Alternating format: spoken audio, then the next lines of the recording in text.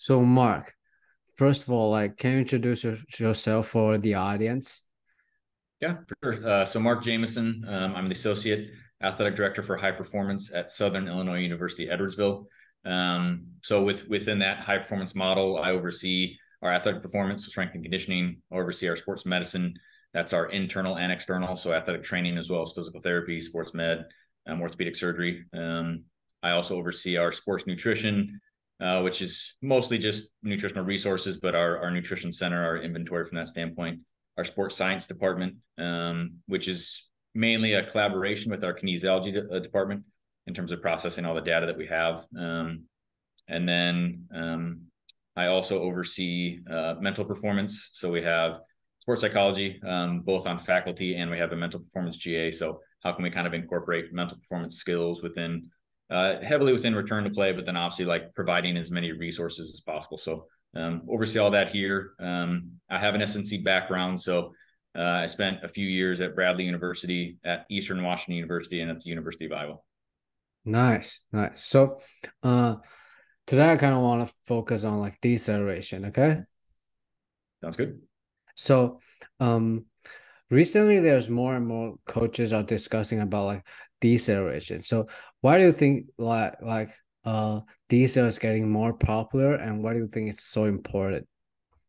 I think we're finally starting to look at either honestly just research, that there's enough research, and it's ideally it'd be predictive analytics, right? But to an extent, a lot of this is always after the fact. But we've come to realize the highest rate of injury incidence, especially like in soccer and some of the sports that are heavily using GPS technology and tracking that and sharing that information, typically comes from an acute spike or drop in decelerations. That's by far the greatest leading incidence of injury. We've seen that for ourselves as well. We have a lot of our teams on GPS, and those athletes that had a stark increase or acute increase in decelerations, whether it was in competition or practice, or if they spent some time off because maybe they had a soft tissue injury and they're kind of rehabbing for a couple of days and came back. So they had this, acute drop, and then they had to go back into competition. So now it becomes a big spike. Those were our greatest incidents of injury. So anytime I think you start to see something that's okay, this metric alone is holding our athletes off the field or off the court, we need to take a look at it. We need to find the underpinning strength qualities or characteristics or whatever it is that might be leading to a higher incidence of this. So I think that's where it's started to really pick up in terms of popularity in our field, because we realize and now understand that it does have a pretty significant, correlation to injury risk or injuries when it comes to doing an injury audit after injuries and things like that. Cool. So the next thing is, since that it's so important, how can we train it? Yeah, I mean, there's multiple different ways to train it. I think it needs to be a combination of concurrently addressing a lot of the prerequisite strength qualities in the weight room, as well as developing the competency and capacity of the kinematic skills of what deceleration involves. So for me, I tend to look at it as how can I break down the actual metrics of deceleration? What are the actual characteristics of a deceleration? And I think we take a look at typically, the rate of deceleration is typically 70 to 75% greater than the rate of acceleration, because you're coming in at a pretty high entry velocity and you break to either 0 miles per hour or 2 to 3 miles per hour before you redirect if it's change of direction. So that rate is significantly higher than accelerations. So how can we replicate that both in the weight room, or how do we need to prepare the tissue, the tendon for those braking forces better in our on-field and on-court work? So I take a look at it from that standpoint. And they also have to look at what are the ground reaction forces. I think the average ground reaction forces are typically around 6 times body weight with penultimate and final foot contacts. Its peaks are up to 9 times body weight. So obviously that's a pretty high load. Most of that load is an anterior load. So a lot of that, I think it's 60% or greater, is eccentric isometric contractions of the front side of the body, right? So from that standpoint, I think once you break down what actually goes into a deceleration, how can we then replicate some of those demands in the weight room, right? So I see it as, let's focus on, from a weight room standpoint, if I'm doing a progressive approach to this, eccentric mean force is kind of the first underpinning thing that I look at when it comes to the weight room. So eccentric mean force being a lot of heavy time under tension, full range of motion exercises, If that's our plyometrics, it's slow stretch shortening cycles, it's full range of motion, plyometrics and continuous plyometrics and just building the capacity to break. And then if it's our deceleration specific work, it's like 1 to 3 step deceleration. So just learning what is the penultimate final foot contact? What should that feel like? What's a whole foot contact feel like? What are the shin angles and trunk angles that I need to try to replicate? And then take that out to maybe 5 yards, and then do some repetitive submaximal change of direction to just give them more and more frequency and exposure to, again, those shin angles and where the foot should be in relationship to your center mass and things like that. And then I typically tend to build that out to more eccentric breaking rate of force development, right? So now we're looking at, we use heavily isoinertial. So a lot of the eccentrics, K boxes and things like that, we've seen huge benefits of adding that in with our athletes, because you can replicate the rate or magnitude of the speed of the eccentric contraction as well as the actual forces. So that typically tends to be much more that the emphasis in that phase of trying to work on eccentric breaking RFD. Now it's much more your fast stretch shortening cycle plyometrics, more partial range of motion like your CMJs and things like that. And then now we want to start to increase the rate of deceleration with our on-court or on-field work. So take those same kind of patterns that we were working on, that was the competency and, again, kind of capacity to break. Now let's overload those positions. So it could be now it's a 5 or 10 yard decel, but let's use a med ball. And on that break point, we drive that med ball forward, right? Just increase the actual load on the body. It's still submaximal in terms of entry velocity and speeds. But it's a pretty high rate of deceleration when you look at the center mass, because it will come from, on the shorter distances, a pretty high center mass. It's going to drop pretty rapidly, because within 10 yards, you should be able to probably break within 2 steps, right? So doing a lot of that, maybe a band slingshot. We love to use bull belts to try to provide some kind of overload into that decel, but still focus more on just those deceleration properties. And then now with our submaximal change of direction, if you're looking at linear, nonlinear, multi-directional, whatever it is, make those a little bit more reactive, still pre-planned, closed change of direction drills. And then I think a metric or aspect of deceleration and change of direction that I think is pretty underlooked is force at zero velocity. Because essentially that's that transition phase or amortization phase in jumping from the eccentric contraction to concentric contraction, right? So how can we do that with heavy loads coming in? So a lot of that is like an ISO pre on our isoinertial K box. So either an overcoming or submaximal pushing isometric into some reps. Maybe catch the athlete at the bottom of rep and they have to drive out of that position. That could be a lot of snap down and depth drop plyometrics and things like that. And then that's kind of our peak deceleration. So now I actually want to take you out to greater distances. So 15, 20, 25 yards. So hit a higher entry velocity. And can you break from that? Because again, you're focused more on just kind of isometric contraction. Can I negatively project back into my center mass to slow my body mass down? And then can I hold that position? So I think those work pretty well together. And then usually I kind of wrap it all up with more RSI based or peak eccentric impulse, which is going to be a lot of our partial range of motion K-box exercises, really replicate the true kinematics of braking, accelerating, things like that. And then that's going to be a lot of your, intensive hurdle hops and assisted jumps and things like that. And then a lot of our change of direction work, our peak deceleration. Now that's when I start to open it up to more agility-based work, right? So we have our closing space agility and our creating space agility categories that both have different kinematics and degrees of flexion and things like that, ground contact times. But that's when we start to make it more sport specific, because we feel like you've got the ability to break and overcome high ground reaction forces, that you can do that repetitively over time and have sustained outputs, to where now we can start to add in more of the maybe techno-tactical aspect of your sport with that as well. Nice. So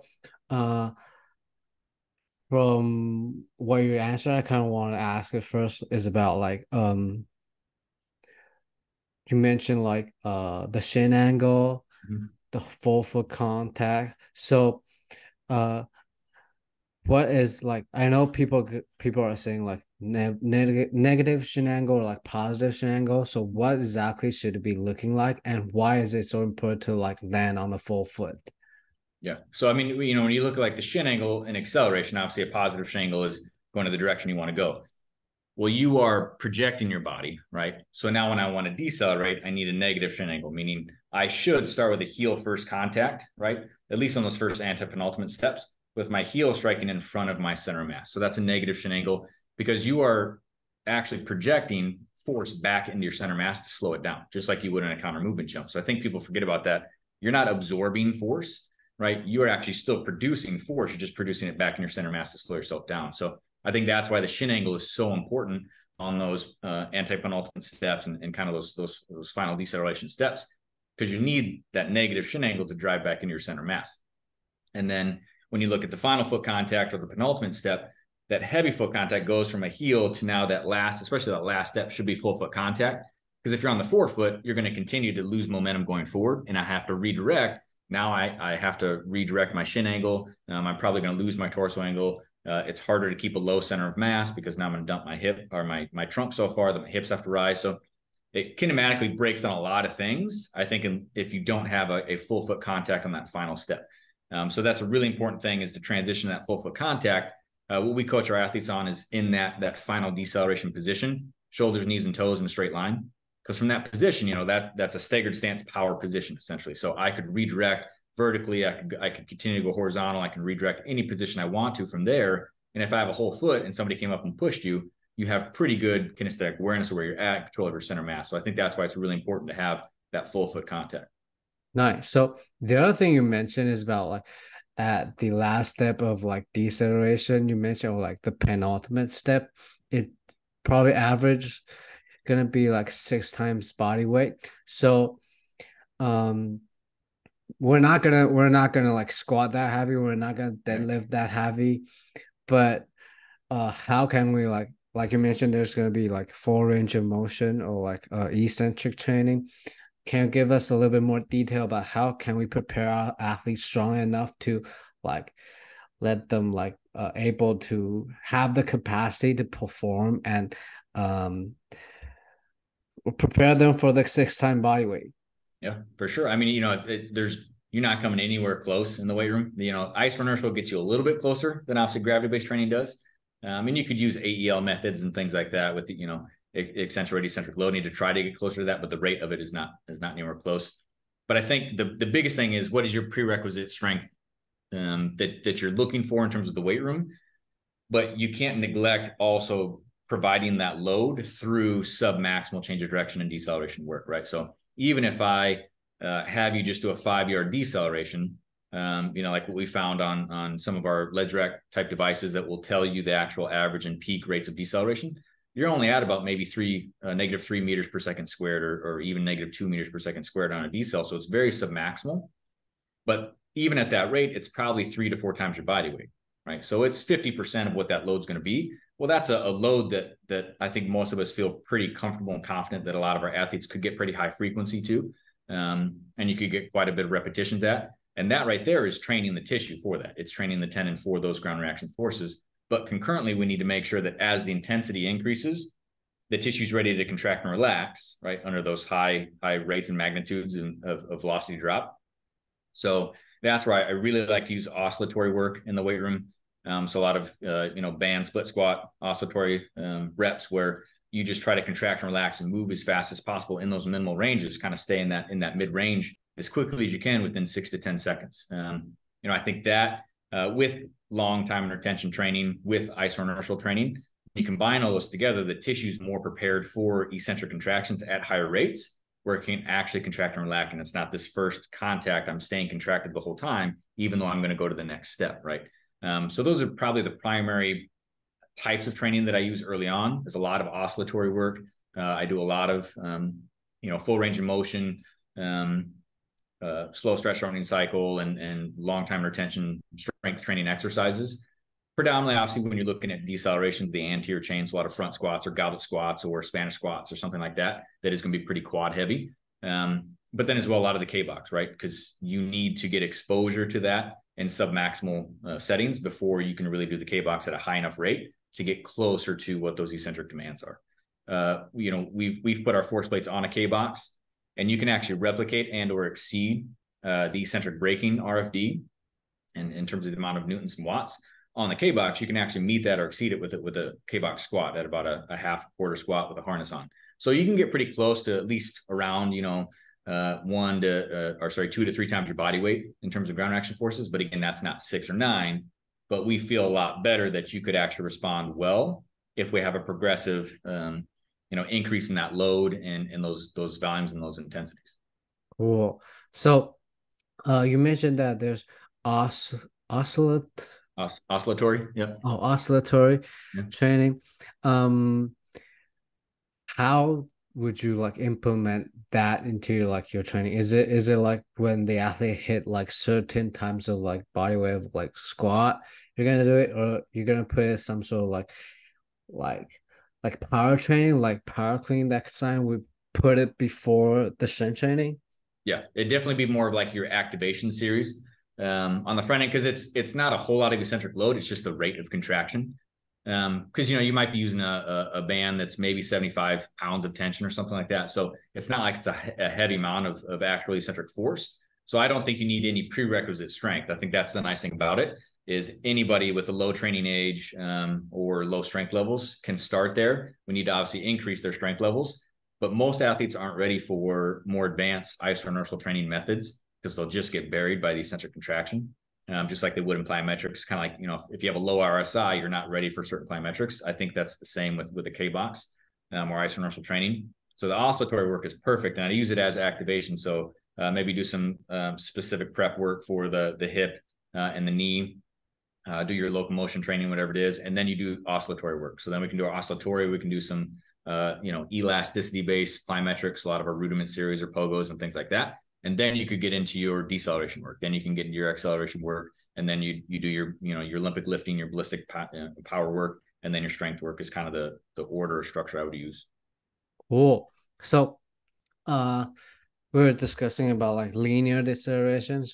So, if we only train linear deceleration, does that automatically transfer to like multi-directional, or we need to specifically train multi-directional movement?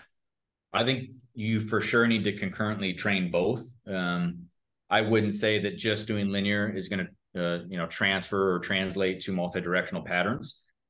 Now, it's the easiest form to implement, and by far the easiest to actually like assess or test for sure. So that's kind of why it's the same as like max speed, right? Most of our athletes never touch max speed in their competition. They look at basketball. I think it's 27 meters long, right? No shot in hell are you going to actually hit max speed, right? But you still need to train it, because that's kind of your worst case scenario. Are you prepared for those demands if you ever see them?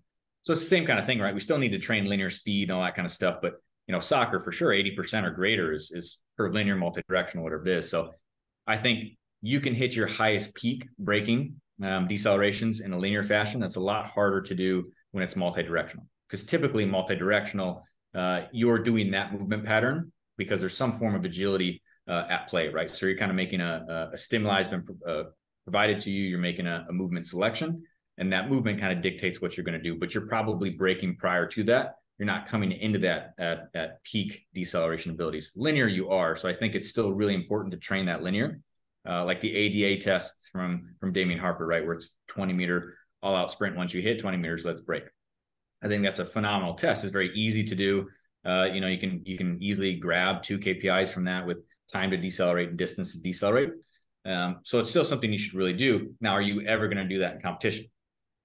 Likely no, right? But if I've exposed you to worst case scenario peak decelerations, you're probably more prepared for that, hopefully with a lesser likelihood of injury in competition. But concurrently, it's really important to address multi-directional decelerations and change of direction ability with whether it's vector cuts or you're doing vector cuts off of a curved linear, off of the circle, or S-rounds or serpentines with some kind of 180-degree cut or a 90-degree cut or something like that, where you add change of direction ability within these multi-directional patterns, because that's more likely to be what you see in your sport scenario or setting. Cool. So when teaching decel, like you mentioned, there's how about I'm going to ask it in another way. Is there like some sort of test you do for like linear deceleration and like multi-turn change of direction deceleration to test where the athlete are right now, and or like what sort of like is are they lack of like movement skill, or are they lack of like muscle strength? Yeah, for sure. Like the ADA test, again, is very simple. I mean, it's not hard to track time to braking and distance braking on a linear standpoint. Now it's linear, but there's also 180-degree cut. I'm a big fan of the 15-5 change of direction test. Obviously, like Sophia's done a lot of research on that from like a COD deficit standpoint. But again, with the 15.5, I can kind of compare that 10-meter linear sprint with your 5.05 on the back end with a high entry velocity. Again, we're fortunate enough to have a LedsRack Pro training device, and that radar timing device actually gives you average and peak deceleration. So I can actually get, because if you look at the like video breakdown or kinematics of a 180-degree cut, typically once I've got to about the 11 or 12-yard point is when I'm going to start to break for that 15.5. And after the first anti-penultimate step, I'm actually going to start to get into this kind of transverse plane where I'm rotating my lower limbs to be able to create this, full frontal plane braking so that I can redirect and create this direct lateral line of force coming back. So within that, I think you get good limb to limb. So how did I do with a 15.5 on my right and my left? And then I also get average and peak rates of deceleration within that rotational aspect of change of direction. So it's not necessarily multi-directional speed, but those are two that are repeatable and reproducible. And I think that's the hardest part with a lot of testing is, can you repeat it and reproduce it? Because otherwise it's hard to do comparisons. It's hard for longitudinal, tracking and monitoring and things like that. So those are by far the two most popular ones that I'll use to kind of try to differentiate between peak deceleration ability with the linear ADA test and then 15.5 change of direction test with the 180-degree cut. Cool. So, I know you probably answered this already, but like between like vertical deceleration, like linear deceleration, and like change of direction, can you like walk us through how would you program it, like from the beginning to, like, let's say, an athlete gonna go to like participate, or like let's say a basketball player gonna participate game from the beginning to that. Yeah. So like early off season, again, like from a weight room side of things, that's going to be long time retention, full range of motion, squats, deadlifts, all those different patterns, a lot of your split squats and step ups and whatnot. You're going to do a lot of oscillatory work from a contract relax standpoint, provide them some exposure to the K box because that will become something big. But when it comes to decelerations, I'm going to do a lot of linear and non-linear decelerations that are off of a 3-step. So take 2 or 3 steps, break, right? And just work on, can I drop my center mass quickly? Can I match my shin angle, my torso angle, right? Do I have a full foot contact? Then I do the same thing facing to the right. So now I have that, again, penultimate step and final foot contact. I fully rotated through on that position. Do I have good lateral line of force going back to the direction I would go on both sides? So we'll start there. We typically implement a 4-8-12 change of direction drill. So cone at 0, 4, 8, 12. And you'll sprint and you'll stick, and then you'll backpedal or you reactive out to the 8-yard cone. You'll sprint, stick, react to 4, out to 12, right? But you stick every time you're coming from like a heavy deceleration standpoint, and you're reactive off of the going back before you come out again. So you're getting both actual deceleration, true deceleration work, and some change of direction in that. And that's where I like to expose you to a lot of different patterns. So sprint, backpedal, shuffle, turn and sprint, crossover sprint, lateral runs. So you get exposed to all these different types of, again, movement categories or selections that you would make within your sport. Those are extremely sub-maximal. So we'll start with a lot of that. Then again, in the weight room, I increase that. So now it's much more K-box emphasis. It's going to be a lot more on the plyometric emphasis, things like that. And then our braking now with our linear braking and our non-linear, I'm still doing true deceleration work, but now again, I'm going to add that medicine ball overload. So I'll have you sprint as hard as you can into a 5-yard or 10-yard cone, break within 2 steps, and drive that med ball forward to where you're going to be still matching shin and torso angle. Same thing with a non-linear cut. And then now I make the change of direction much more reactive. So now I can do the 4-8-12 and everything is reactive instead of sticking. So again, I'm going to increase that entry velocity every time so the braking ability increases. Or now it's much more of your, let's do a 5.05, at full velocity or full sprinting speed. It could be a 5-10-5 because that's a pretty sub-maximal test, things like that. And then again, towards the end of that, now I'm really going to start to focus on peak linear decelerations. So still decelerating there, but everything else is reactive change of direction ability. Now you're going to take a look at, I've taught you 5 different movement categories in the 4-8-12. Now let's take a look at how can I make this, instead of a pre-planned drill, how can I make it more chaotic to where you have to actually react to a stimuli and make that movement decision. So a lot of that can be, as simple as just working off a partner, try to mirror a partner, try to go opposite of what your partner's going to do. Some of it could be just as simple as if you're doing vector cuts, if you're doing 45s and 75s and 90s and 135 cuts, but it was from a linear standpoint off the cut, now make it off of a curve, right? So add some multi-directional component to it. The biggest thing though that you're looking at is once you transition there in the weight room, you're kind of just hitting peak abilities, right? You're hitting peak eccentric loads, you're hitting peak concentric rate of force development, things like that. You want to make sure when it comes to, outside of this linear plane, when it comes to a lot of our change of direction abilities, what's the iterative movement of the opposite limb doing? I think that's the most important thing. So if I go into a 135-degree cut and my left foot is my final foot contact, right? That knee and that ankle and the toe and everything, that's pointing straight ahead. Now, the opposite movement, I have to get abduction and external rotation of that right leg. I have to get enough hip flexion to create some space and then, attack down and back behind my center mass to create that line of force going back. So that's, I think, the most important thing that you need to make sure you emphasize is when you're starting to get into those movement categories is what is the iterative movement of that opposite limb doing to redirect the body and create a direct line of force in the direction you're going to go. Where I think we fail a lot of times, I think everybody for the most part is probably doing frontal plane and transverse plane exercises in the weight room. How many of us prioritize that? Not many, right? We put it as an accessory at the very end, 2 sets of 12 or 2 sets of 10 each. Like that's not enough load.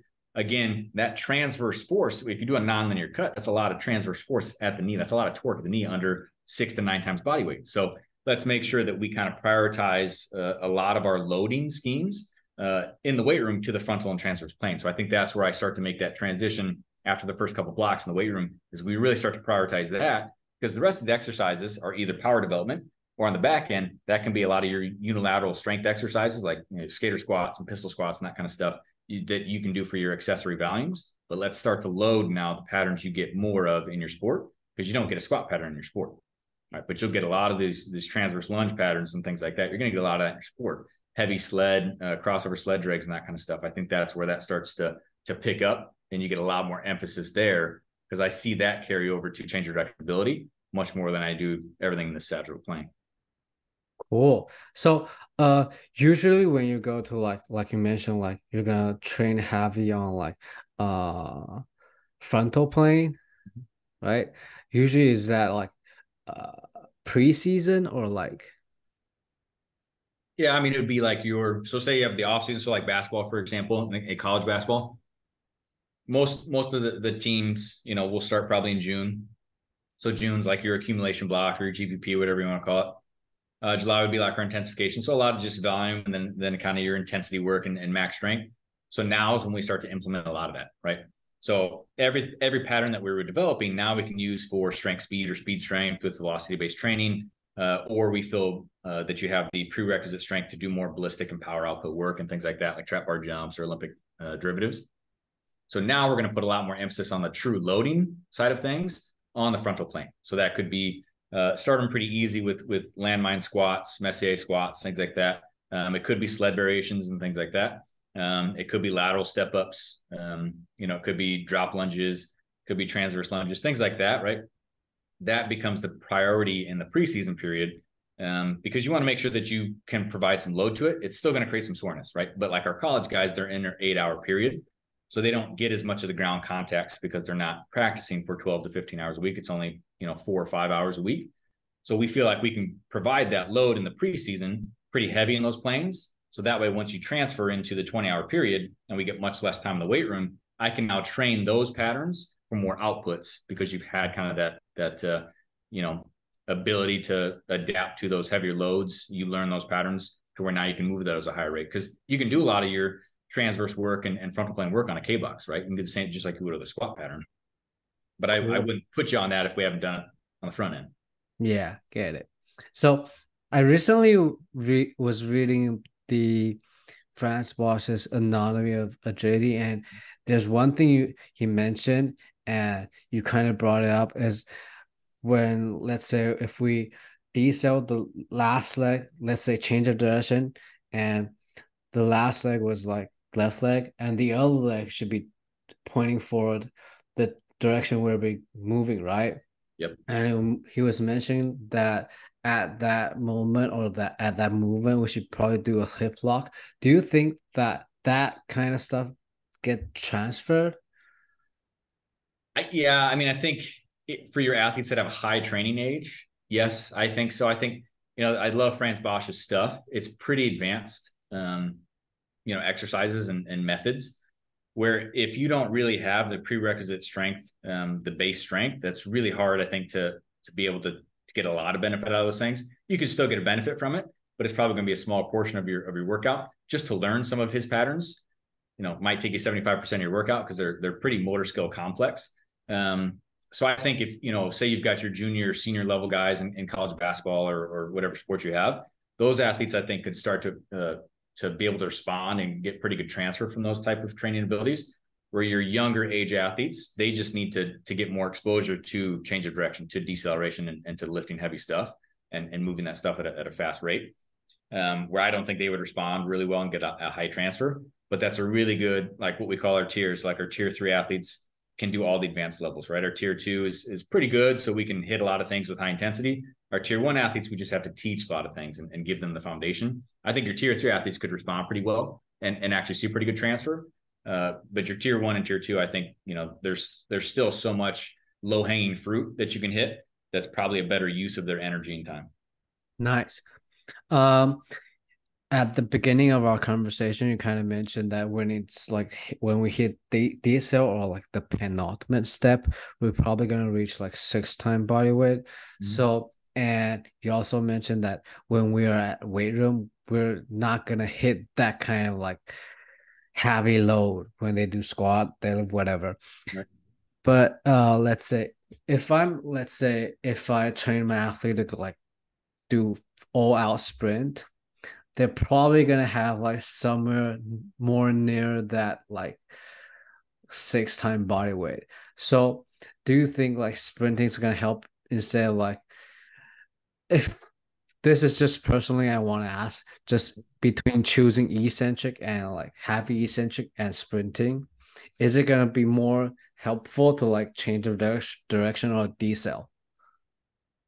I mean, I think anytime you can choose sprinting over exercises, I would choose sprinting over exercises personally. I think if you look at carry over transfer of training, doing the actual thing is going to transfer over a lot more. And yeah, ground reaction forces of sprinting are extremely high too, at really quick ground contact times, right? There's still high concentric and eccentric force contractions there. So I think sprinting does carry over to change of direction for sure. Your issue is how frequently can I sprint if I don't have enough strength to be able to recover because the tissue damage is just so high. Or I can sprint really well for the first 2 or 3 reps, but then it becomes 95% and then 87% and then 83% of my max speed. The drop off is so high because my body just, from a structural standpoint, can't continue to take those ground reaction forces. That's where I think the weight room can really benefit you there. But in terms of like, does slow eccentric training really transfer over? No, but it's harder for us to implement eccentric braking RFD or eccentric peak power or more advanced plyometrics that do transfer over a little bit more. It's hard to implement those if you don't have some kind of base or foundation.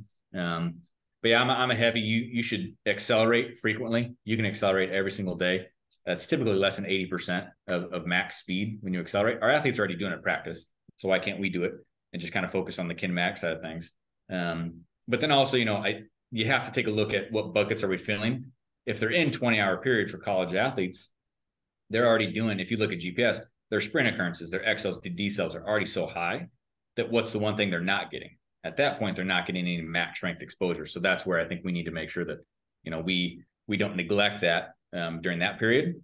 But in our off season, we probably need to do what we know they're going to get, which is going to be those XLs, decels, those sprint occurrences. That's when we hit a high volume of that. Once they get in season, now let's make sure that we're not neglecting, strength endurance and max strength abilities. Does that answer your question? Yeah, of course.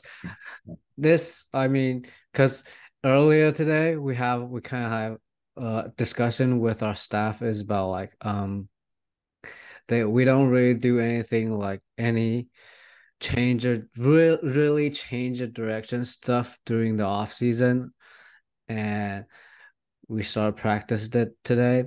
And their change of direction, their deceleration got better. We were like, the only thing we do is like power clean, weightlifting, sprinting, and automatically they move better. They got better decel and they got better like change of direction. Yeah. I mean, I think a big part of that is you're much more fresh, right?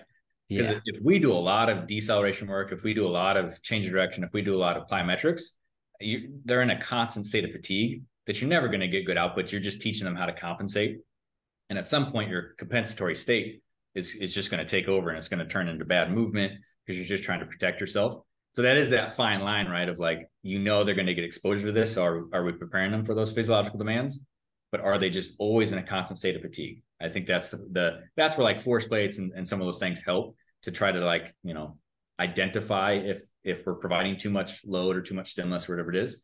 Yeah, a lot of times it's, just if you're fresh, you're going to move well. Yeah. If you're fresh, like, you're going to have good outputs and things like that. So it's, can they sustain that over time is a really important thing. But if all you focused on was strength, they're probably strong enough to recover at least session to session and day to day and things like that. Cool. So last thing, when it comes to like force plate, like you mentioned, are we able to test their like deceleration ability if we only have this like force plate testing? And what kind of metrics should we be looking at? Is it like eccentric impulse? Yeah. So I don't know how much it would actually transfer. Now we've tried to. That's something that we're currently working on. It's just a lot of data that we're extrapolating, but to try to compare, our rate of our average and peak rates of deceleration with that leads direct device with our force plates. The athletes that have a pretty high RSI, that have a high breaking rate of force development number, that have good peak power over body mass, are we also seeing that translates or carries over to, or there's a pretty good correlation to, they have really good peak rates of deceleration and minimal time to decelerate and distance to decelerate? For the most part, yes, that's typically what you tend to see. We primarily just do a CMJ assessment. If we're being honest, a drop jump is too difficult. It's too individualized in terms of the height. We have Vault plates. They don't have the repeat counter movement jump test, which I'd like to see. That I think that would be good. We do a hop test as well, 10.5, but I don't like that. There's too many constraints. Your sub-maximal outputs because you're afraid to fall off the plates. So really just CMJ. But what we take a look at again is eccentric braking RFD.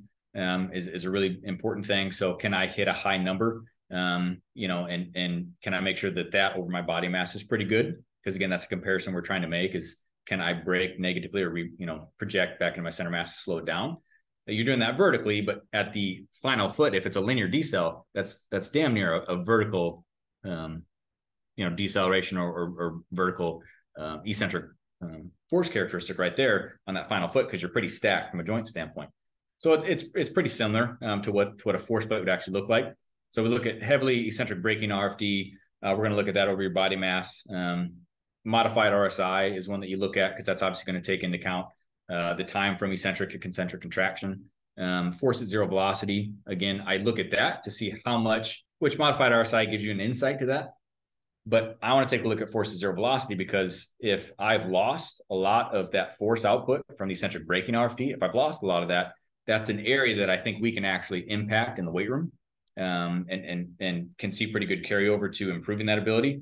Because that's just, that's essentially just energy being dissipated as heat, right? So you're losing out on a lot of this force capability. A lot of that too is pretty tendon specific. And then peak power over body mass, that's a big one. What is your ability to produce force over your body mass? Because again, I think that's really important when it comes to ground reaction forces being compared to body mass. So those are kind of the primary metrics that we look at on the force plates to try to see if there's any correlation to change of direction ability or deceleration abilities. Is essentially eccentric braking RFD, force at zero velocity, and then peak power over body mass. Cool. I know I said that's the last question, but can I ask another one? Of course, yeah.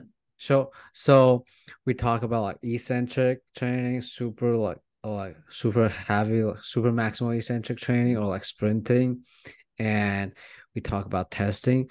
But the one thing you mentioned, but I didn't ask, is about like the amortization phase. So do you think that isometrics gonna transfer for like decel?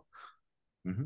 I think for sure. Yeah. I think I'd love to, I don't know if you've seen Alex Natera's course. It's a phenomenal course, right? That, it's the whole run before you run and break before you break. That's the whole idea of essentially yielding isometrics, right? You're preparing the tendon to be able to overcome some of those forces and maintain position as much as possible.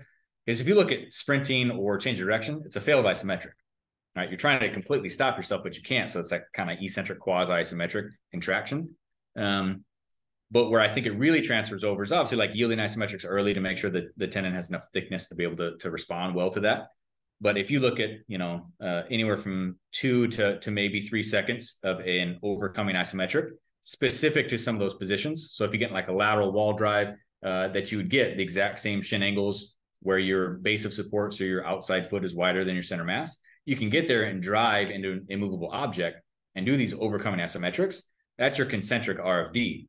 So if I've already trained and I feel pretty good about your ability to negatively project back in your center mass to slow it down, now how quickly can I produce that force coming out of it? So that's where I think pushing isometrics or overcoming isometrics are really beneficial. It could just be a simple IMTP, but I think you can actually put the body in those specific XL and decel positions and push against an immovable object. So long as it's 3 seconds or less, I think anything outside of that's pretty fatiguing. But if it's 3 seconds or less, that's within 150, 200 milliseconds, you're producing high amounts of force. I think that carries over pretty well to that force at zero velocity or that amortization phase for sure. Cool. I enjoy this. So that's kind of like all the questions I have for you today. So for those who are interested in what we're talking about today, where can they reach out to you? They on social media, I pretty much just do Instagram, but it's at Coach Jamison HPC. We have a website. It's highperfhq.com. One of my former assistant directors here, Zach Rockford, he's the director at Montana. He and I have a company together, HPHQ. So you can get a hold of us through that website. And then again, just through my email address through the university as well. But yeah, I love chatting, I love having conversations about this stuff. You learn from so many people because we're all doing similar things, but we're probably doing them in different orders or different structures or trying new things. And some people get really sport specific. So yeah, for sure. If people want to reach out, I'd love to, because I'm always learning as much as possible. I think if we assume we know everything, we know nothing. So that's a big thing is staying in contact with people and challenging each other. Nice. I love this. Thanks.